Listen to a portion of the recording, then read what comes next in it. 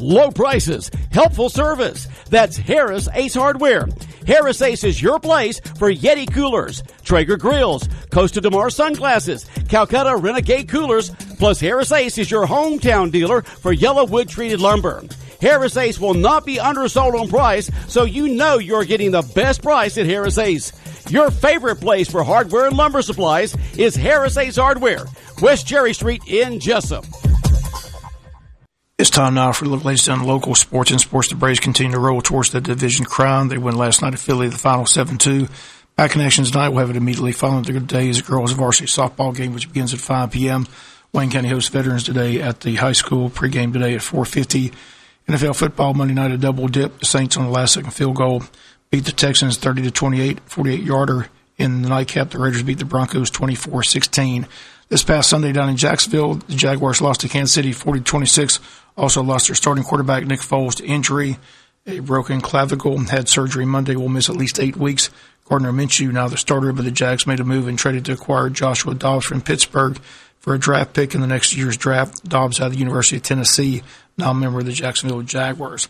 In that game Sunday, last year's league MVP quarterback Patrick Mahomes for the Chiefs threw for close to 400 yards as the team never punted. Threw 3 touchdowns on the day, picked up where he left off. After the game, he talked about the Chiefs' big win.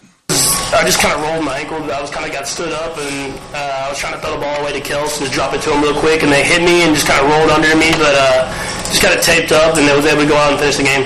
How did it feel moving forward? Just did the adrenaline sort of kick in? Did you feel like it hindered you in any way? Yeah, I mean, definitely the adrenaline helped out, of course, of just going out there and just playing football. But, I mean, obviously I wasn't as mobile as I usually am, but the team helped me out step by step up until I get the ball in my hands, and guys were making plays. What was it about today's game that allowed Sammy to have a big game?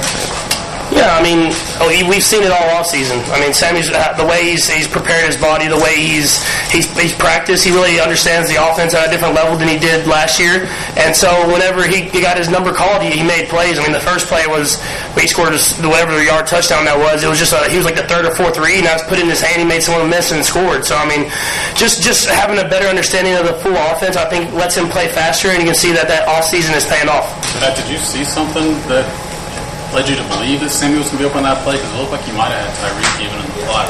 Yeah, so it was a play where Tyreek obviously was the first read, and I actually was looking to Kels to get open, and Kels struck back out, and he took that defender with him, so I just laid it out there for Sammy, and he made a great catch first off, and I mean, that's all I was expecting. He kind of made a quick move and showed off the speed. We were sending back to his Clemson days. Looked like you didn't even see the rest of the play after that. You just kind of looked to the side. The best thing about this offense is it seems like if we can make one guy miss and the guys get open space, they usually score. So once I saw him make that safety miss, and it was just a foot race, I knew that he was going to get there. What's your thoughts on how Shady McCoy played in this first game with the Chiefs?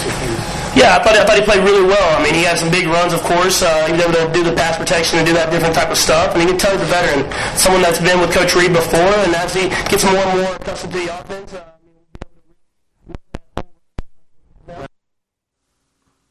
And again, those comments of Patrick Mahomes. Also injured in Sunday's game was Chiefs running back Tyreek Hill, who played his high school ball in Douglas, Georgia.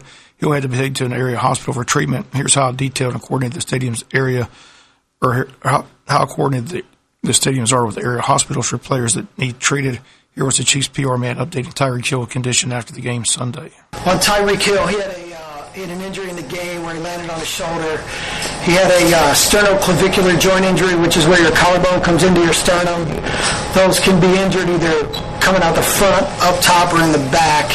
If it goes posteriorly or back, it becomes a medical issue for us, so that we worry that there's more problems. His came back posteriorly, and he didn't have any medical issues, but we still transported him to Baptist Medical Center, and we turned his care over to Brett Freichberg, who's an ortho trauma physician. Scott Mullen, one of our physicians, is with him. He's from the Kansas University Health System, and he's being treated there to reduce the dislocation or the injury. We don't have any more update on that. This is a good time to realize that the National Football League under Jeff Miller and Alan Sills go to great lengths to put in emergency medical or emergency action plans for stadiums like this. And because the Jaguars had a plan and we followed their plan, he was able to get care without any complication, got transported and is under the care of a ortho trauma physician now. So we'll give you an update in the next day or two. Thank you. Again, Tyreek Hill going to miss 3 weeks, did not need surgery. This Sunday, Jacksonville's at Houston, while the Falcons will play Sunday night.